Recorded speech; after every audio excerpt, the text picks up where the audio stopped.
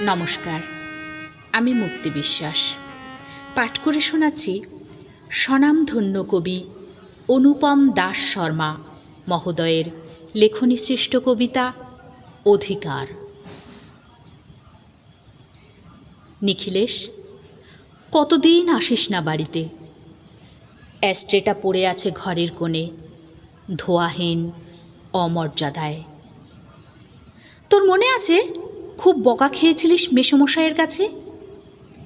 তুই আমার চাকরির আবেদনপত্র যুগান্তর কাগজের অফিসের বাইরে বক্সে ফেলার আগে ছিঁড়ে ফেলেছিলিস। তোর বাবা ছিল পিছনে। আমি শান্ত করতে পারিনি মেসোমশাইকে। তুই হাসছিলিস। নিখিলেশ, তুই শেষ ফোন করেছিলিস যখন? আমি হাসপাতালে, মেসোমশাইয়ের অচেতন শরীরের পাশে হতাশ চোখে। বাড়িতে রিং হয়ে গেল। রাত 2টোয় দেখলাম কল ডিসপ্লেতে ঝিকঝিক করছে নম্বর। মেসোমশাই এখন অন্ধকূপে একা, ধিকি ধিকি প্রদীপের আলো।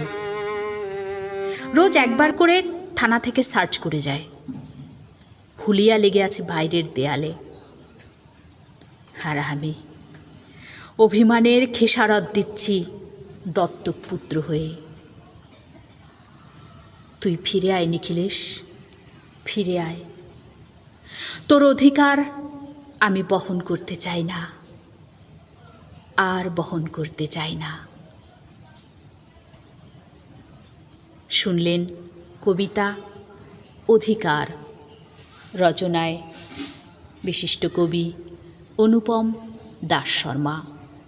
পাঠে ছিলাম আমি মুক্তি বিশ্বাস। নমস্কার।